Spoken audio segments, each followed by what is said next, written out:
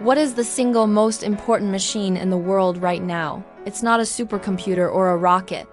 It's a machine that allows us to print the future, one so complex that making it work was thought to be impossible for decades. It's the machine that saved Moore's Law, and it has a truly bizarre origin story. Welcome back to the deep dive. Let's get into it. At the heart of every modern device is a microchip, a city of billions of transistors. For 50 years, the number we could fit on a chip doubled every 2 years. Moore's Law, but around 2015, this progress hit a wall. We were running out of road. The solution was a leap into the extreme. A machine that uses light with a wavelength of just 13.5 nanometers. That's almost X-ray territory.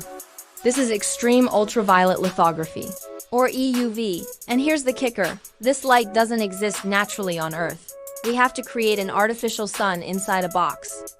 To make EUV light, engineers do something that sounds like sci-fi. How do you make a computer chip? The simple answer is you print circuits onto silicon.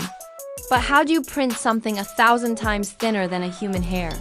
For decades, the answer was photolithography, shining light through a mask to etch a pattern. But as we pushed the limits of physics, trying to make chips smaller and faster, we hit a wall. The wavelength of the light we were using was just too big. To print smaller features, we needed a smaller wavelength of light, a much smaller wavelength. Enter extreme ultraviolet, or EUV. This is the story of the most complex, expensive, and arguably most important machine humanity has ever built. At the heart of an EUV machine is an almost absurdly violent process.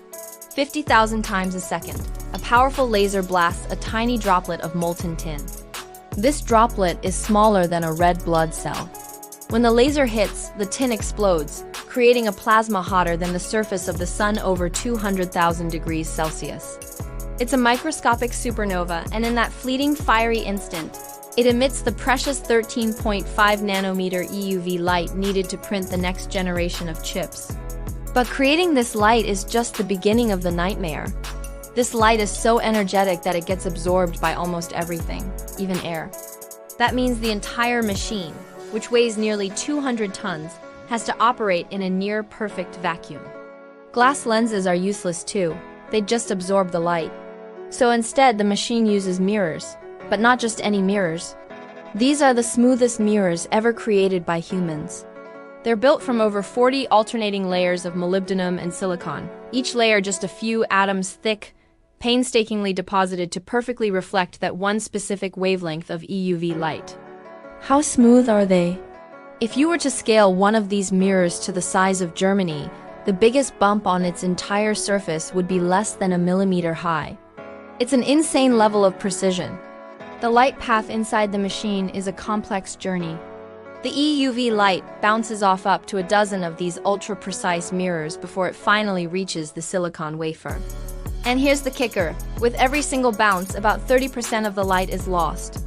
By the time it completes its journey, only about 1 to 2% of the original, intensely generated light actually makes it to the wafer to do its job. This creates an enormous engineering puzzle. You have to generate an unbelievable amount of light at the start, just to get a usable trickle at the end. The challenge was so immense that the first prototype, back in 2006, took a full 23 hours to print a single wafer.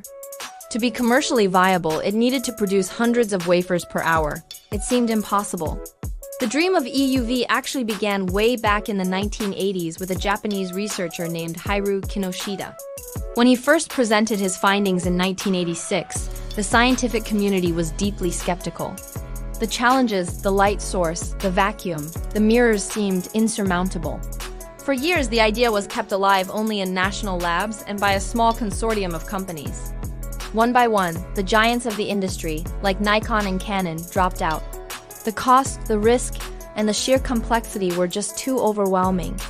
But one company, a relatively small player from the Netherlands called ASML, decided to bet its entire future on solving this impossible puzzle.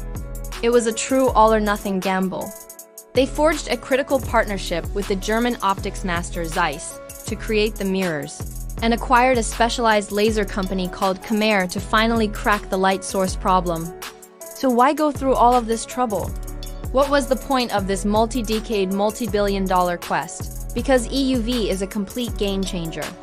Before EUV, to make chip features smaller than what the old 193 nanometer light could print, manufacturers had to use a complex trick called multi-patterning. This meant exposing and etching the same layer of the chip multiple times to build up a single, intricate pattern. It worked, but it was incredibly slow, ridiculously expensive, and dramatically increased the chances of defects. To put it in perspective, for a modern 5-nanometer chip, a single layer might have required 120 separate process steps using the old method. With EUV, that same complex layer can be printed in a single exposure, reducing the process to about 10 steps.